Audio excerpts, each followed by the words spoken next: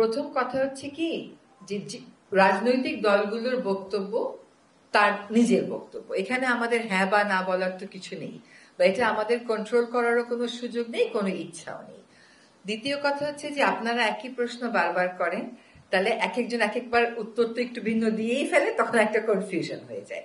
আমি আবারও বলছি, আমাদের মাননীয় প্রধান উপদেষ্টা মহোদয় যেটা বলেছেন, ডিসেম্বর থেকে জুনের মধ্যেই নির্বাচনটা হবে। এখন ডিসেম্বর থেকে জুন যখন উনি বলেন, উনি তো ডিসেম্বর বাদ দেন না, ডিসেম্বর নিয়েই বলেন। কাজে উনার মুখ থেকে নির্বাচনের চূড়ান্ত তারিখটা শোনার জন্য আপনারা অপেক্ষা করবেন। আরেকটা হচ্ছে যে সংস্কার আগে না নির্বাচন আগে, এ সমস্ত প্রশ্ন না। আমরা বলেছি আমাদের প্রাধিকারের মধ্যে সংস্কার, নির্বাচন, বিচার, এই তিনটাই আছে। তাছাড়া দ্রব্যমূল্য, আইন শৃঙ্খলা, এটা তো যে কোনো সরকারেরই প্রাধিকারের মধ্যে সবসময় থাকবে। প্রথম কথা হচ্ছে যে বায়ু দূষণ নিয়ে যে আদালতের নির্দেশের কথা বললেন, তার একটা বড় অংশের নির্দেশ কিন্তু আমি নিজে বাদী হয়ে যখন মামলা করেছি সেগুলোতেই এসছে। বায়ু দূষণ আসলে আমরা বারবার বলছি, বায়ু দূষণ নিয়ন্ত্রণে আমরা কাজ করে যাচ্ছি। আমি দায়িত্ব নেয়ার পরে বায়ু দূষণ নিয়ন্ত্রণের যে অ্যাকশন প্ল্যানটা, ওটা চূড়ান্ত করেছি। অর্থাৎ এতদিন কোনো বায়ু দূষণের অ্যাকশন প্ল্যান ছিল না, এবছরই কেবল বারবার এসছে। এই কথাটা একেবারেই ঠিক না, কারণ আমি 2017 সালে মামলা করেছি, তখনও আমি গিয়ে কোর্টে একই কথা বলেছি যে মাইলর্ড, গত 5 বছর যাবত এটা লিড নিউজ হচ্ছে, কিন্তু সরকার তেমন কিছু করছে না। যদি আপনি আমরা চায়নার সাথেও কথা বলছি, বিদেশে তাকান, এটা একটা প্রক্রিয়ার ব্যাপার। আমরা যেটা আপনাদেরকে বলতে পারি সেটা হচ্ছে কাজটা আমরা শুরু করেছি। বায়ু দূষণ বেইজিং এর মতন শহরেও নিয়ন্ত্রণে আনতে 10 বছর মতন সময় লেগেছে, আর খুব ভালো বাতাসের মানে যেতে আপনারা ওয়েবসাইট সার্চ করে দেখতে পারেন, ওদের 15 বছর লেগেছে। আমাদের একটা মুশকিল হচ্ছে, আমাদের 30 থেকে 35% বায়ু দূষণ আসে হচ্ছে পার্শ্ববর্তী দেশ থেকে। সেখানে অনেক কয়লা ভিত্তিক বিদ্যুৎ প্রকল্প ঠিক বর্ডারের ওদিকেই আছে, ওইখান থেকে আসে। আমরা যেটাকে টার্গেট করছি আমাদের স্বল্প সময়ের মধ্যে, সেটা হচ্ছে ধুলা দূষণটা। আমরা বায়ু দূষণকে একেবারেই কমিয়ে আনতে পারবো, এটা কেউই আসলে কোথাও কখনো পারেনি, কিন্তু বায়ু দূষণ কমানো যায়, সেটা সম্ভব। আমরা যেটা করবার চেষ্টা করব সেটা হচ্ছে ঢাকার আশেপাশের যে ইটভাটাগুলো থেকে বাতাসটা পুরো ঢাকাতে চলে আসে, সেই ইটভাটাগুলোর একটা ম্যাপ আমরা বাংলাদেশ নৌবাহিনীর সহায়তা নিয়ে করেছি। তারা এরিয়াল ভিউ দিয়ে ওটা আমাদেরকে প্রেজেন্ট করে দিয়েছে। আমরা চেষ্টা করব যে আগামী বছর এই ইটভাটাগুলো যাতে আর চালু থাকতে না পারে সেটা নিশ্চিত করতে। খেয়াল করবেন, দুইটা জিনিস আমরা শীতকালে চাই না, একটা হচ্ছে কনস্ট্রাকশন, একটা হচ্ছে ইটভাটা, কারণ এই দুটো হচ্ছে বায়ু দূষণের অন্যতম মেজর সূত্র। কিন্তু এই দুটা কাজই আবার হয় গিয়ে আপনার শীতকালে। কাজে ঢাকার এই আশেপাশের এই আমিনবাজার, সাভার এবং ধামরাইতে এগুলোকে আমরা ব্রিকফিল্ড জোন ঘোষণা করার মোটামুটি একটা সিদ্ধান্ত নিয়েছি, বাকিটা আলাপ আলোচনার পরে। আরেকটা হচ্ছে ঢাকা দক্ষিণ সিটি কর্পোরেশন, ঢাকা উত্তর সিটি কর্পোরেশন থেকে কোথায় কোথায় তাদের ভাঙা রাস্তা আছে সেগুলোর একটা তালিকা আমরা প্রস্তুত করেছি, সেগুলো তারা নির্মাণ কাজ শুরু করে দিয়েছে। আরেকটা কাজ যেটা আমরা করছি সেটা হচ্ছে ঢাকা শহরে প্রচুর জায়গাতে আপনি দেখবেন যে রোড ডিভাইডার আছে, একটা গাছ আরেকটা গাছ, মাঝখানের জায়গাগুলো পুরা ব্রাউন, ওইখান থেকেও কিন্তু প্রচুর ধুলা উড়ে। তো ওই ধুলাগুলো ঢেকে দেওয়ার জন্য নর্থ সিটি কর্পোরেশন এবং সাউথ সিটি কর্পোরেশনের থেকে আমরা পুরো বর্ণনা নিয়ে এসেছি কত কিলোমিটার আসলে আমাদেরকে সবুজে আচ্ছাদন করতে হবে। সেই আচ্ছাদনের প্রক্রিয়ার জন্য আমাকে এপ্রিল পর্যন্ত অপেক্ষা করতে হবে, কারণ এখন ঘাস লাগিয়েও তো বাঁচানো যাবে না।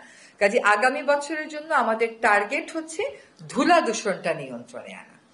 আর নির্মাণ কাজের জন্য এই যে আজকেও কথা বলে আসলাম যে আমরা রাতে রাতে ম্যাজিস্ট্রেট রাস্তায় দিতে পারি কিনা, তার একটা বড় কারণ হচ্ছে যে আমাদের তো পুলিশের সহায়তাটাও লাগছে। ফলে বায়ু দূষণে যদি আমরা যে কাজগুলো আমরা হাতে নিয়েছি এগুলো থেকে শুরু করি এবং পরবর্তী সরকার এসে এই কাজগুলো সম্পাদন করতে থাকেন, আশা করা যায় 3 থেকে 4 বছরের মধ্যে আর বায়ু দূষণের শীর্ষে আমরা থাকবো না। কিন্তু বায়ু দূষণটাকে নিয়ন্ত্রণে এনে উন্নত বায়ুতে যেতে আপনি দেখবেন চীনের মতন দেশকে ও মানে এটা সময় সাপেক্ষ ব্যাপার, একটু সময় লেগে যাবে। জি,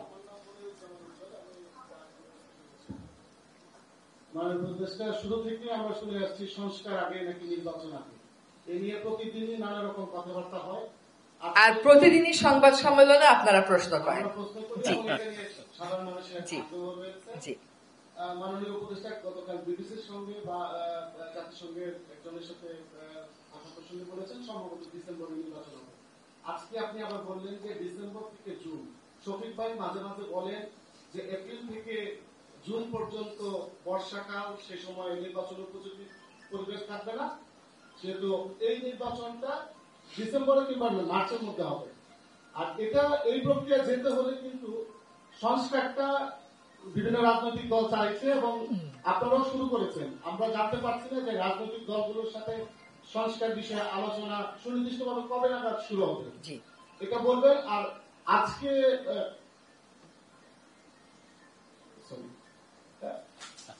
জাতীয় যে নতুন পার্টিটা হয়েছে, সেই পার্টির একজন বলেছেন যে আগে সংস্কার হতে হবে, তার আগে কোনো নির্বাচন নয়। অনেকে মনে করেন যে সরকারের পক্ষ থেকে এগুলোকে ওনাদেরকে বলা হচ্ছে, বা সরকার চাইছে যে তাদের মাধ্যমে আরেকটা সরকার গঠিত করতে নির্বাচনের মাধ্যমে, যেটা কোনো নির্বাচনের মাধ্যমে।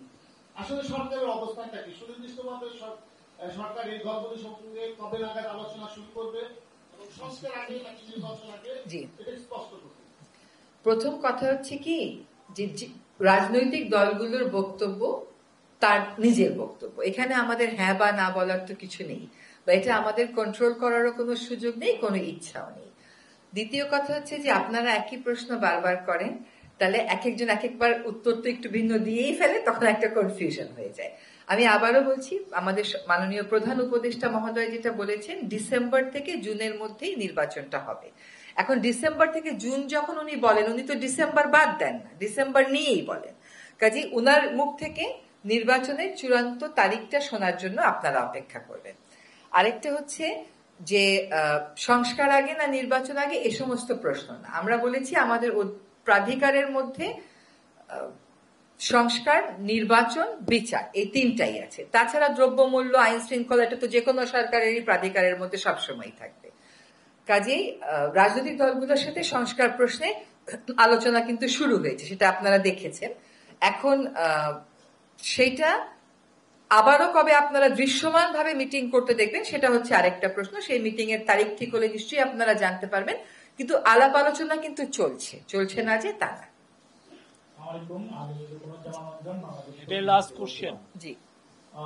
সম্প্রতি নতুন যে রাজনৈতিক দলটা গঠিত হলো, তারা সুস্পষ্ট ভাবে তাদের ঘোষণায় বলেছে তারা গণপরিষদ নির্বাচন চায়, যেটা একটা নতুন ইস্যু বলে মনে হচ্ছে। এবং বিএনপি সহ অন্যান্য রাজনৈতিক দলগুলো স্পষ্ট করেছে তারা সংসদ নির্বাচন চায়।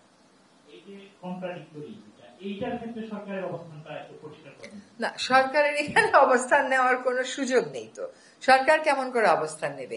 সরকার সকল রাজনৈতিক দলের সাথেই কথা বলবে। নির্বাচন গণপরিষদ হবে নাকি সংসদ হবে নাকি স্থানীয় হবে নাকি অন্য কিছু হবে, এগুলো তো সরকার নিশ্চয়ই রাজনৈতিক দলগুলোর সাথে কথা বলে ঐক্যমতের ভিত্তিতেই করবে। আর এক একটা রাজনৈতিক দল তার এক এক ধরনের কর্মসূচি, সে তার কর্মসূচি অনুযায়ী কথা বলবে, এটা তো সরকারের বিষয় না। জি, অনেক ধন্যবাদ।